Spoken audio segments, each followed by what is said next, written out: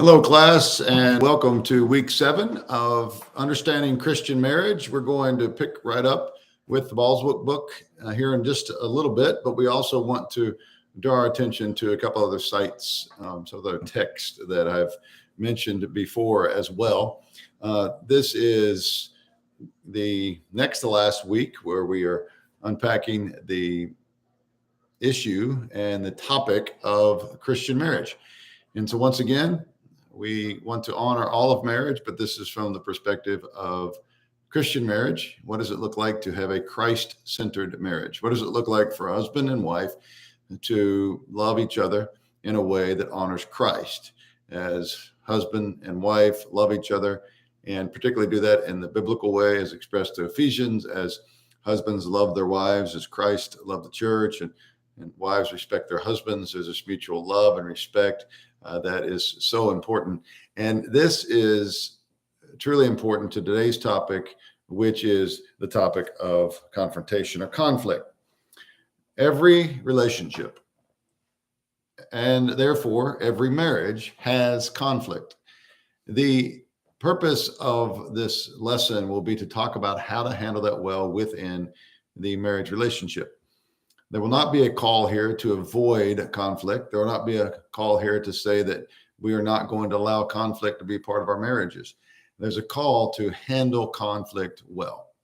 Now, Jesus was not married, obviously, as we look to the scripture, but we do know that he had relationships as far as friendships with people, as well as friendships with neighbors, and just interacted with people. If you study the life of Jesus in scripture, you understand that the Son of God, God in the flesh, had conflict. He always handled it appropriately. We do not always handle it appropriately, but we can get tools from him to know how to handle it correctly. And we'll be going through some of those.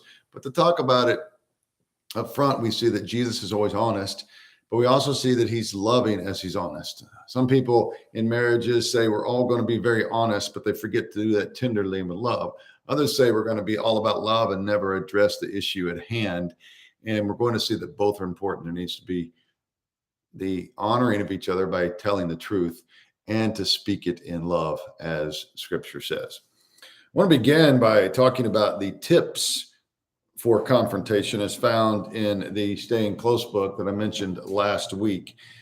If you have that book or are going to get that, you can note that the words I'm going to be sharing with you now are on page 248 and 249 of the book. And these are very helpful hints that he and Barbara, as he states, have useful tips. One is to check your motivation. Will this help or hurt? In other words, is my motivation self-serving, or is my motivation to help enhance our relationship? Am I doing this simply to get my way, or am I doing this so that our marriage will be healthier? What is the motivation? Second of all, check the attitude. Loving confrontation says, quote, I care about you, I respect you, and I want you to respect me. I want to know how you feel. Don't hop on your bulldozer and run your partner down. Don't pull up with your dump truck and start unloading all the garbage you've been saving. Approach your partner lovingly. So we check our motivation as well as we check our attitude. This is important, how they go hand in hand. Motivation can be very appropriate. I'm saying I want to be truthful and I want to do so lovingly, and I'm doing this so that our marriage will be stronger, not simply to make sure that I get my way. Once we've moved through that stage, we understand that if it's going to be for the right motivation, it also must be done in the right attitude, in light of 1 Corinthians 13, patience and kindness and gentleness. These things are very clearly articulated as we talk about the attributes of love. So what is the motivation? What is the attitude? Third, check the circumstances. These include, as the Rainies say, timing, location, and setting. They say perhaps the most important is timing. It's very important to know when to have the conversation with your spouse that is confrontational. Don't do it when you're hungry. Don't do it when you're tired. Don't do it in the middle of a rush. Don't do it when surrounded by others that may cause embarrassment to one or other or both. The timing is very important, as well as location. Again, this needs to be someplace that is private, someplace that is safe, someplace where there's nobody that has home court advantage. That it is a very good thing to be able to do in an appropriate setting. This also has to do with timing in the sense of the separation of time for the important confrontational talks, as well as the times for just a date. So, for example, many years ago, I was talking to a man in our church, and he and his wife had just booked this wonderful romantic getaway. And when he got back, he said, Mark, I have some advice. If you do this same thing, he says, don't bring up finances. Finances was a tense issue in their life, and they spent way too much time on the romantic getaway talking about finances. So you don't want to steal away from a romantic getaway or even a romantic dinner to have these conversations. So what you could do is you could go to dinner, you could go get coffee, you could sit in your living room and make your own coffee and say, this is the time where we're going to have just a heart-to-heart, a conversation that not necessarily going to be romantic minded, but one that's going to be helpful minded. So what is the motivation? What is the attitude? What is the timing? And fourth, we need to check to see what other pressures may be present. What other pressures may be present? I'll give you a personal example. In our family, it is commonly known that just getting from the car to the airplane on a traveling event can be stressful. Getting the bags, getting to security. When our kids were little, getting 3 little kids through security and to the gate. And all the family knew that, unfortunately, Dad didn't have the greatest attitude through that. So that would not have been a good time to bring that up. We think of other times, such as when they're little children and there's the stresses of little children, or there may have been economic pressure, or there may have been some big day at work that is just weighing upon a person. You need to make sure you're doing that well, which has to do with timing, but understand there are pressures. In regard to pressures and particularly back to timing, one of the things that the Rainey's point out, which I need to emphasize because it's so important and often not heeded. Let me just read the sentence. Never criticize, make fun of, or argue with your mate in public. That's worth repeating. Never criticize, make fun of, or argue with your mate in public.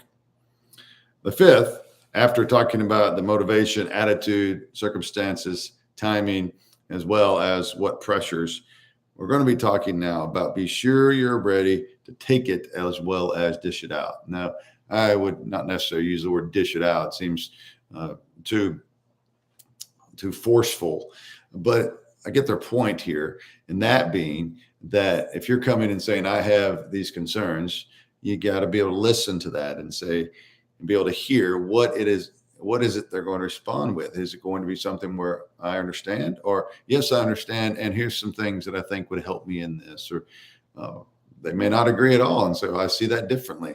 This has to be acknowledged and dealt with in a loving and secure way.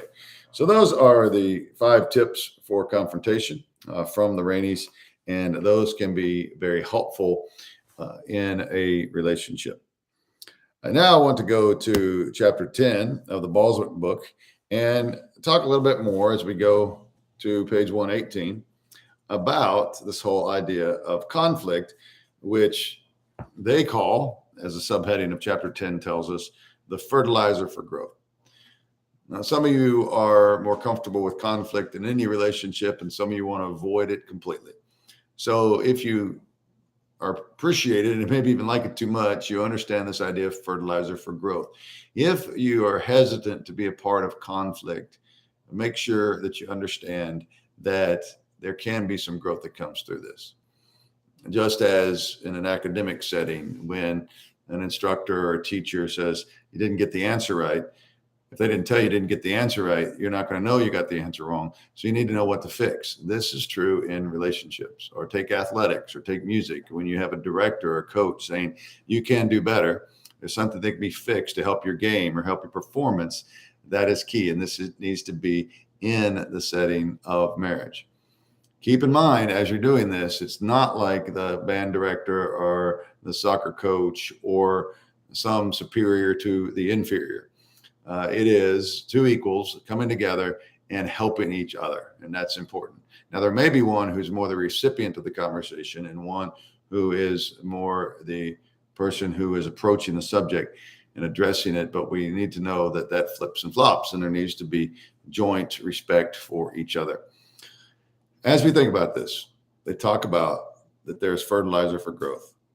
Here in the first chapter, it reads, in fact, if a couple claims never to have conflicts, we can make one of the several assumptions. One, they haven't been married very long. Two, they don't talk to each other very much. Three, one spouse has all the power and the other has none.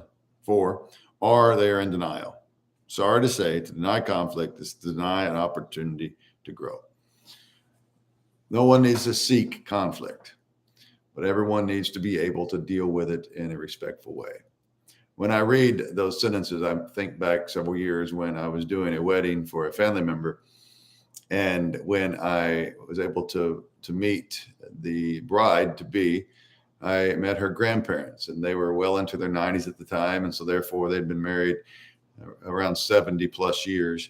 And they were telling me about the romantic getaway and their train ride to go on their honeymoon, and just some wonderful stories. In the midst of this, they said that we've never fought. Now, depending on what they meant by fought, I can agree or disagree with them. I personally don't like the word fight. There are some say to fight well. I would say it's a little extreme. But if they meant by that, they respect each other and didn't fight, that's one thing. But if they meant in 70 plus years that they never had a disagreement, then that was not a truth statement. So realize that is a part of relationships. Conflict is necessary for growth, and we need to make sure that we're aware of this. One of the things they point out on page 19 is we need to be aware of our emotions, and this goes back to some of the things we talked about with the rain equal. But I want to read this. It says, it should persuade spouses to see their emotions as powerful signal alerting them that something is wrong between them.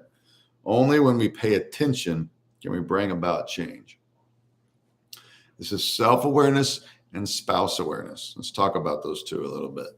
With self-awareness, the husband or the wife says, I am different. I am feeling different. And they're not saying this out loud yet. They're just realizing maybe I'm on edge. Maybe I'm not feeling love. Maybe I'm not feeling respected. Maybe I'm not feeling like I have input that's being respected. Whatever it may be, they need to acknowledge that and be aware of that. Then the other spouse has to pick up on these things. And it's the job of both the husband and the wife to work with each other. We work with each other. Now, let's make sure we understand that we don't have to address everything at that moment. And there are some things we just need to let slide off our backs like water's off a duck's back. But when things continue to raise up, when there may be things that are just annoyances that become resentments, we need to be dealt with before they become resentments. So ways to avoid conflict that are not good to do, they pick up on 120, page 120. Let's read these with you as you think about those 4 ways that are unhealthy. Talk about denial. This is pretending there is no problem. There is displacement, expressing anger to the wrong person. So this could be you're angry at a friend because you're angry with your spouse, or you're angry with your spouse because you're angry with a friend. You displace it. The way that's not human directed is the old adage of kick the dog. Now, don't kick any dogs, but you get the picture. A disengagement, separating yourself from your anger. That's another way of denying it, but just saying, I'm not going to deal with that right now. You're not denying in the same way of saying it doesn't exist, but you're denying that it needs to be dealt with. And then 4th, disqualification, and that is disconnecting anger by minimizing it. Oh, it's no big deal. Oh, it's no big deal. Let me talk about a side issue that's really going to help. We taught our children this, and I continue to teach myself this, that when we ask forgiveness, when someone says, I apologize, or I'm sorry for doing that, a lot of times we tend to respond, that's okay, or no big deal. what we need to actually say, if it is something that it impacted us in a negative way, we need to say, I forgive you. I forgive you is different than, oh, don't worry about it, or it's okay, because it's not okay. It's not something that they should have done. And so there's this embracing of them again by saying, after they've said, I'm sorry, or I apologize, say, I forgive you. In other words, we both recognize there was wrong here. One is apologizing.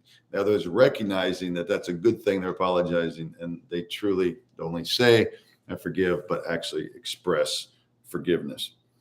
I want us to go to a story out of Genesis that is important to see when we talk about dealing with conflict and dealing with emotion and how to handle it properly. This comes in the story of Cain and Abel, the first two sons of Adam and Eve, Cain being the older and Abel being the younger. And there's a time when they are to bring offerings to God. Cain is the keeper of the field, Abel the flocks. And this is the account out of Genesis chapter 4. It says, Adam made love to his wife Eve, and she became pregnant and gave birth to Cain. She said, with the help of the Lord, I have brought forth a man. Later, she gave birth to his brother Abel. Now, Abel kept flocks, and Cain worked the soil. In the course of time, Cain brought some of the fruits of the soil as an offering to the Lord. And Abel also brought an offering, fat portions from some of the firstborn of his flock. The Lord looked with favor on Abel and his offering, but on Cain and his offering, he did not look with favor. So Cain was very angry, and his face was downcast. So that is the sin. That is, we're not given specifics. Maybe it's in the words that Cain brought some. In other words, maybe not the best, but we're not specifically told what was wrong with Cain's offering. What we're specifically told is God looked with pleasure on Abel's and not Cain's. This does not mean God looked upon Cain negatively. It just meant that he did not find his sacrifice pleasing. So God now has a warning for Cain. He's not mad at Cain, but Cain is angry with Abel. There's jealousy there. And the Lord gives him a warning. And he says, then the Lord said to Cain, why are you angry? Why is your face downcast? If you do what is right, will you not be accepted? But if you do not do what is right, sin is crouching at your door. It desires to have you, but you must rule over it. There are times in our lives where there are events such as this, where if we're a believer in Christ, we, because of the presence of the Holy Spirit, feel this nudge saying, it's time to make a decision. Am I going to make a good decision here or a negative decision here? Am I going to physically hit back? Am I going to emotionally hit back? Am I going to allow evil to overtake me, or am I going to have good overcome the evil? And I love the fact that God addresses Cain right here very personally and says, I'm going to accept you if you'll just keep your face not downcast, but look up and just be aware that maybe this offering wasn't accepted, but that's okay. We're going to continue to go on. But as the story plays out, Cain kills Abel, and there is devastation and conflict there. That is not the way to avoid conflict. We find also there are three common conflict couple types. And this is important to realize that these are ones where couples just address life differently. They address life differently. As we look at the book, we find in here some issues that address how couples deal with this. I just want to read part of this paragraph. He says, Gottman describes three common conflict couple types. The volatile couples value openness and honesty and are emotionally expressive. Since they express both positive and negative emotions, their relationship can be emotionally volatile, but when there is a strong ratio of positive and negative emotions expressed, volatile couples are usually able to grow through their conflicts. So this is very intense, but can be healthy. More modern in their emotional expressions are the validating couples. Validating couples use softening techniques in bringing up a disagreement, are sensitive to other spouse's feelings, and focus on the good of the relationship. So this validating is very good. But then there's a third pattern identified as a conflict avoiding couple. The conflicts are not avoided altogether. They are addressed in low-key fashion. Although the conflict avoiding couple may deny conflict, Gottman believes they can build a satisfying relationship without much marital conflict when they're emphatic and relationship focused. And Gottman has recognized mismatched couple types have more difficulty dealing with the marital conflict than couples with the same style. So notice he's not saying any of these are all bad, nor any of them all good. We might have a favorite here, but it's important to note that these need to be dealt with honestly. As we see, there are conflict styles, and this begins on 126. Don't forget to look on 124, and there are some fight fair rules. These are ways that couples can address each other respectfully and deal with it. As I said, I don't like the fight well type of thing, but I like the conflict. So before we get to the conflict styles on page 126 and moving on, there are some key things I want to point out in these fight fair rules. Not all of them are going to go over. You need to do that as you read. But one of the things we see is this first one issue only. It's not fair to the spouse nor to the marriage as a whole to just bring a whole bunch of issues all together. There needs to be a respectful conversation about the issue at hand. So, for example, if it's an issue of, I don't believe that you listen to me well, or I feel like I'm not getting enough focused time, that's not the time to bring up who's doing what chores and who's not doing what chores well. Those are for time for another conversation. And it can get caught in the weeds if we deal with too many at one time, and the person can feel attacked. Another is the past is the past. The Corinthians puts it this way: love keeps no record of wrongs. The way the book puts it here: refuse to throw up the past in a current fight. Those are the words we vow not to say. You always or you never. This is bringing back things from the past, not to keep them in the back pocket as some kind of weapon to pull out when necessary. Also says don't ridicule. We talked a little bit about that earlier, particularly if that's in public, but also personally. You never want to make your spouse feel less than. Now, most of us would agree with that and understand the importance of that. But often, however, there are times when spouses who even know that to be the case do it anyway because there's some competitive nature, or there is a sense of superiority that, oh, wow, how did you not know this?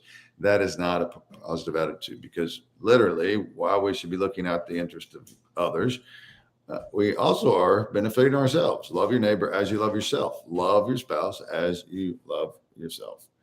And then the last one I like: break at the end of each round. Short break. So again, the round, maybe not the great idea. We're not in a boxing match, but we don't just want to continue on and get it all done in one match or one event. Be patient. You have years, Lord willing, to deal with the issues at hand. The conflict styles on page 126, you have the quadrant, or you have the rectangle in the quadrants, if you will. You have winner, resolver, withdrawer, and yielder, and in the middle, the compromiser. And there is an important paragraph on page 127 that says this: there is no perfect conflict style. In fact, we'll give examples from the life of Jesus to indicate how he used all 5 styles. Each style has aspects that may hinder achieving what the couple wants. While some persons use the same conflict style in all situations, others vary their styles according to the circumstance.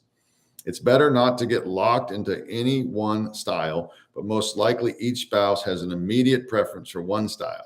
Spouses will need to be adaptable so they can take advantage of what works best in their marriage.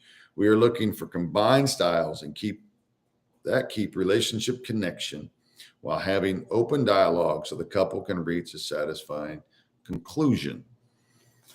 Let us restate that. There is no perfect conflict style. There are things, again, as I said, that need to just let go off the back.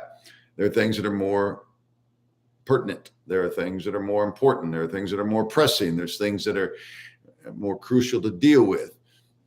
Think of Jesus as they talk about, and some things that they'll bring up in the book, but think of Jesus as addressing some things head on, any kind of heresy or anything that brings any kind of dishonor to God, because he's only worthy of honor and glory. But there are times we imagine, and we see a little indicator in the Testament of some bickering between disciples or disagreements there. And he doesn't get into that. Also, think about the story of the woman at the well. And she wants to raise an argument about which mountain is holy, the Samaritan place of worship or the Jewish place of worship. And Jesus just shuts that down basically and says it's not about location. It's now about worshiping spirit and truth. So while he does address it, he skirts around it intentionally, not out of fear, not out of lack of confidence, but saying that's not the issue at hand. That's not important to deal with. And that is key. As we think about the winner, there is a challenge that is part of that, as there are in each one. But I want to address this one about the winner. Top of page 129 says the most important challenge for a winner is to stop talking and listen. Strong convictions bring a lot of energy, and winners need to tone down so spouses will talk. Winners do not need to hog the mic. They don't need to always be the one that's expressing. There needs to be a shared respect for each other. And if you address conflict through a winner style, that is a good warning. And then the compromiser, and don't let that throw you. It's not a negative sense in this. Cooperation in finding a mutual satisfactory solution is the goal. It is assumed that one will give in order to get, but over time, this balances out. Negotiation is a practical, realistic way to deal with conflicts for a compromiser. Conflicts are settled quickly, even though both spouses may have to settle for less than what either really wants. It's important to note that compromisers do not compromise their personal values, even though they regard the spouse's values as important. There are some things that need not be compromised upon, but there are the overall opportunities to compromise when it is healthy, because it's not really a win-lose situation. Any marriage should always look for the win-win. If a husband or if a wife wins an argument or wins a confrontation, then that is really not a victory. That is simply putting their spouse in the position of loser. Winners and losers, the W column, the L column, we don't want that to be a part of the marriage. It's so important to recognize. In the next chapter, chapter 11, the Boswicks spend some time talking about the stages of marriage or the seasons of marriage. And in table 1.1 or 11.1, you see these seasons: the honeymoon marriage, the first child, the no children, the young children, the teenage children, when there's divorce or remarriage, reconstituted family, launching stage, emerging adulthood, post-launching stage, retirement, and sunset years. Your book says circumstances have a way of bringing surprises and challenges to marriage, requiring an ongoing revision of dreams and goals. Through the shifting realities of each new stage, it's the marital bond that provides a solid foundation for entering a new stage with imaginative possibilities. In the two are better than one analogy, spouses count on each other through the unexpected realities brought by each stage. Each stage is going to have its own positives and its own negatives, its own victories and its own defeats. It's going to have its own joys and its own pains. And that is just life in and of itself. In the broken world in which we live, there's going to be pain, there's going to be sorrow, there's going to be times when things don't work out as individuals like them to work out, or as couples like them to work out. There are some things that I want to address specifically out of table 11.1. And those are the unrealistic expectations, the investing in kids in marriage, and the 4 stages of separation.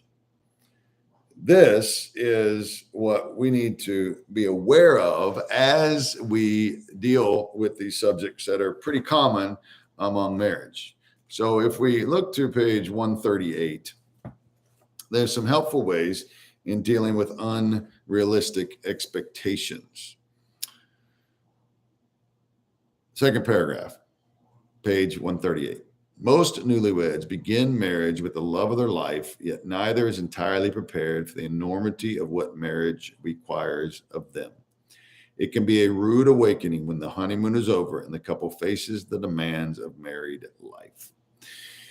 Don't let this be too daunting, but the unrealistic expectations can drive a wedge.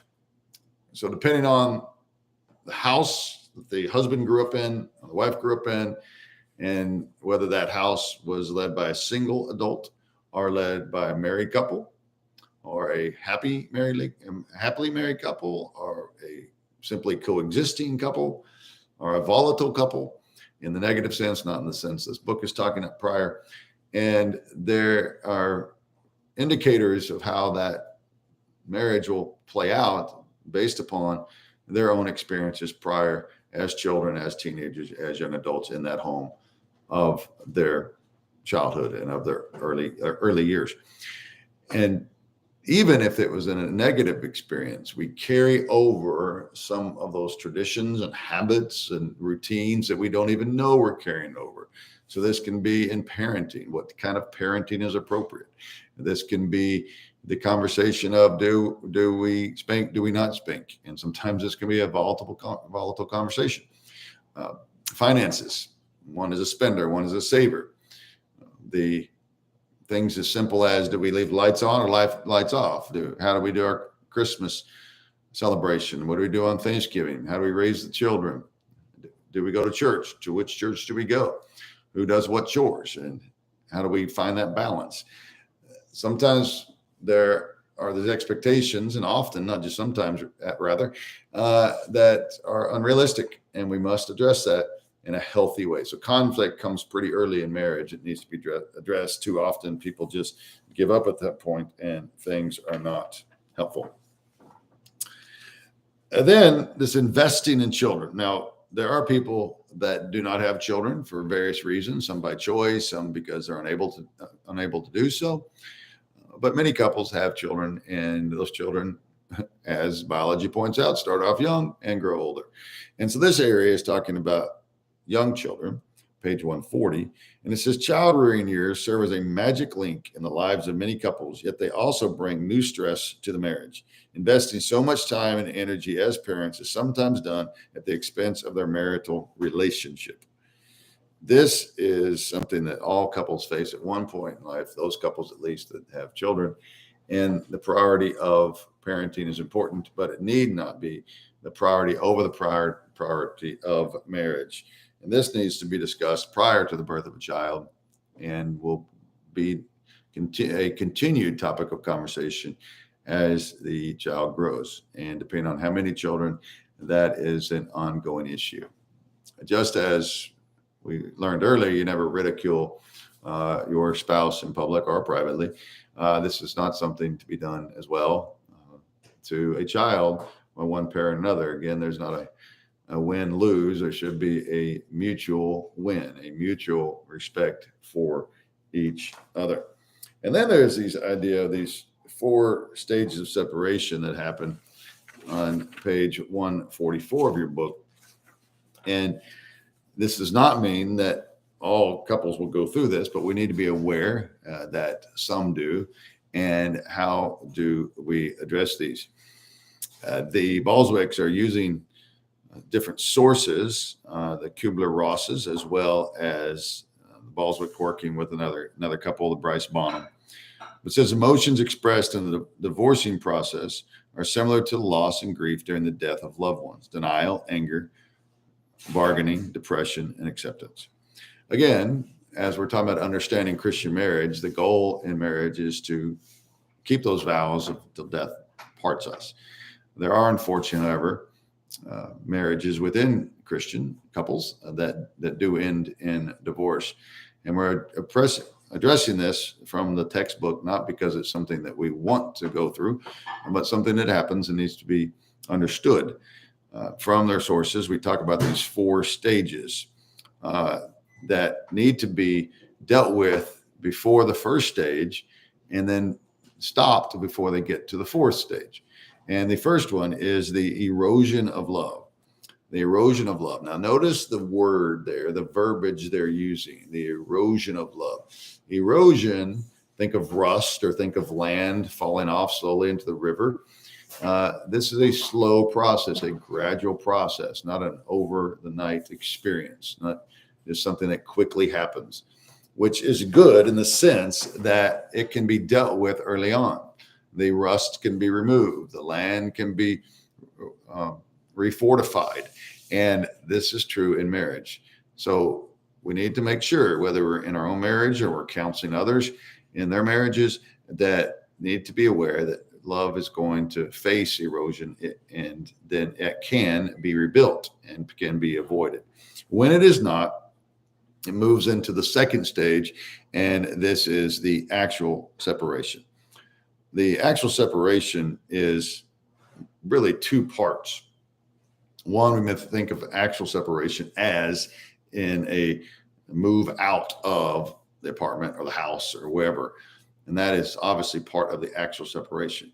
But that doesn't have to be a separation of addresses in order for there to be actual separation.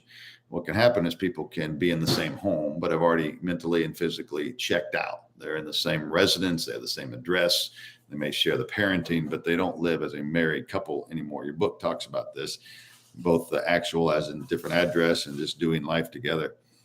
It says actual separation, which typically entails bargaining, depression, anger, ambivalence, guilt, and regret. And these are things no one wants to experience, particularly in the relationship with their spouse. The 3rd stage they call is the period prior to legal divorce, in which legal issues, economic readjustments, co-parenting arrangements, reorientation of lifestyle, and renewed focus on personal identity and emotional functioning occur. This is where the separation has gone to the point where couples recognize this is not going to be a relationship that continues.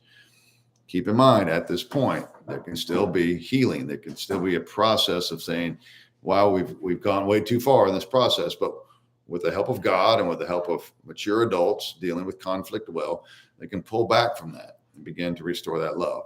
If that's not done, then there is this 4th stage that they call the period of adjustment. This is where the divorce happens, the 3rd stage, the period prior to legal divorce, and then the period of adjustment. Once we address that, we realize that there are many remarriage issues, and you can find those on page 144 in the next couple pages.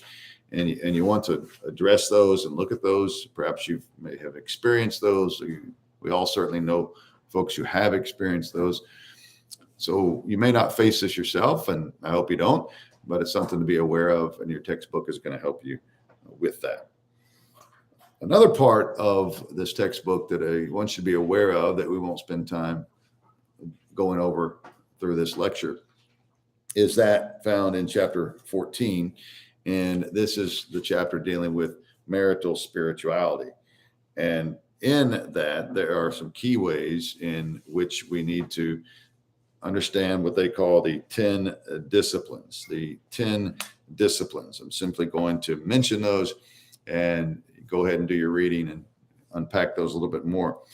But Stevens, they're quoting from Paul Stevens in his book, Marital Spirituality, that the Balswicks have obviously used as a resource. It says 10 disciplines that enhance marital spirituality are as such: prayer, which is a special intimacy; conversation, which is listening to the heart; worship; retreat, that's sharing solitude; study, hearing God speak; service, which is partnering in ministry; sexual fasting, which Paul addresses in Corinth, which unknown time there, but he says you may want to abstain for a time of prayer, but come back together.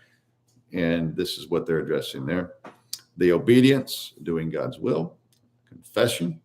I love the way they put that, the surgery of forgiveness, the surgery of forgiveness. Think about that description of confession. Confession is obviously the expression of guilt and the expression of the remorse. It's not just, yes, I did it, but yes, I did it. And I know that my choice was incorrect and therefore dishonoring to the marriage, dishonoring to my spouse.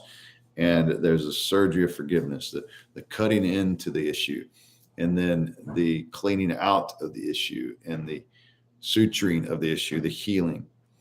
Keep in mind with this idea of surgery, there's scars. And so something to be dealt with, which we go back to the Corinthian passage of keeping a record of wrongs. And looked earlier in this book, talking about things need to remain in the past.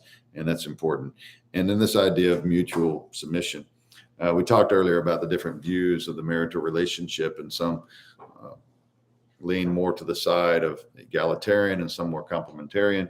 But regardless of that, out of that passage of Ephesians chapter 5, as we talked about, that verse just ahead of that well-known passage about husbands and wives, there is the verse speaking to all the Christians, which means it's speaking to the husbands and wives in their relationship as well.